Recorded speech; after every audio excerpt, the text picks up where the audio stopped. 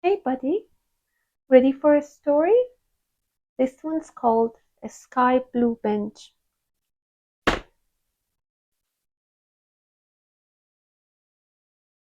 Sky Blue Bench. To the children of Afghanistan. For Azali, your love is changing the world already.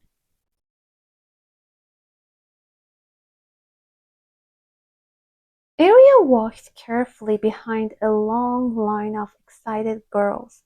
She looked down to admire her new red shoes and tugged at her dress to make sure her helper leg was covered.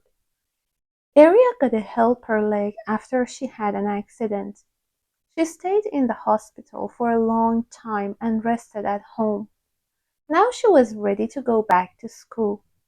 But her school, a mud brick building, had no benches. During the war, all the wooden furniture had been burned to keep the houses warm. Arya was worried about sitting on the floor all day. When Arya arrived at her classroom, the other girls were already seated on the blue tarp that covered the floor. The teacher pointed her to the back row where she could lean against the wall. Arya walked slowly, her face burning as she felt everyone's eyes on her helper leg.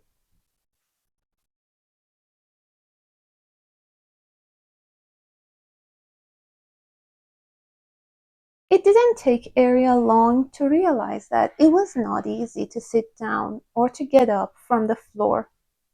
She tried sitting with her legs straight out, resting on her backpack, and standing against the wall, but nothing seemed to work. That night, when Mama tucked her into bed, Arya's eyes welled up. I don't want to go to school anymore. She couldn't hide the aches she was feeling from sitting on the hard floor all day. I know it hurts, Mama said, wrapping her arms around Arya. But I also know that you can get through this, my tough little girl. I can carry your books, Arya's little brother Babak chimed in. I'm a big boy now. See, my baby tooth is loose. He wiggled it with his finger, making Arya smile. Arya lay on her bed with her eyes wide open. She thought about how much she would miss school if she never went back. She wouldn't be able to read or write. Something must be done, she said to herself. It was right before dawn when a brave idea came into her mind. I'll build myself a bench. Surely that will help. When Arya told her classmates about her idea, they laughed and said, Girls don't build benches. I can do it. I can do anything a boy can, Arya replied firmly. After school was let out, Arya and her friends paced the city collecting discarded wooden boards, broken pieces of chairs, and lots of nails and screws. Arya carried her findings in her backpack and stacked them under the cherry tree in the backyard. Blisters appeared on her sun-baked hands. Later that week, Arya and Mama went to see Kaka Najjar, the carpenter in the old city, for some help. They treated the narrow roads. They treaded the narrow roads, past the Blue Mosque, and through the vaulted bazaar where groups of children were selling chewing gum and colorful paper pinwheels. Arya offered a loaf of sweet bread to Coconut Jar in return for teaching her how to make a bench. It's all about figuring out how the pieces fit together, like a puzzle, he said. He loaned her some of his work tools, a hammer, a saw, a chisel, different types of screwdrivers, and a brush stiff with dry paint. Handing her a can, he said, "This paint is my gift to you. Sky blue is the color of courage, peace, and," he tapped at his temple, "wisdom."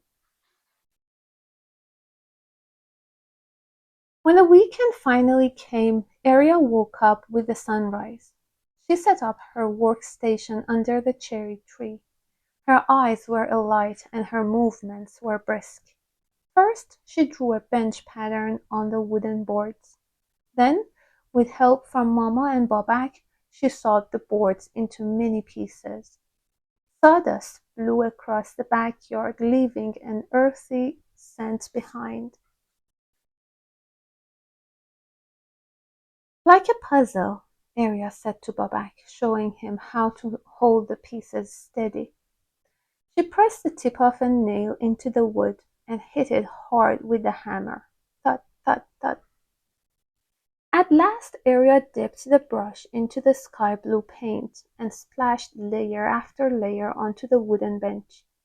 "Sky blue is for courage, peace, and wisdom," Arya whispered to herself. On Monday, when Arya's classmates arrived at school, they found a sky blue bench right where Arya always sat. It was not too high and not too low, and it had enough space for two girls to sit.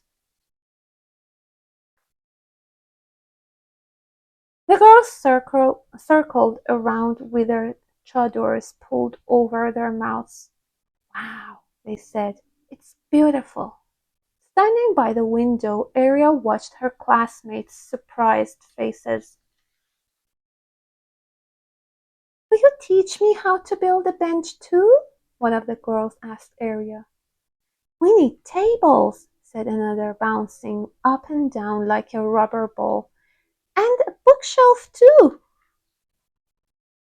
Arya thought about her can of sky blue paint. There was still plenty left. "Yes," she said, with a smile as wide as the sky. "We can build everything we need together."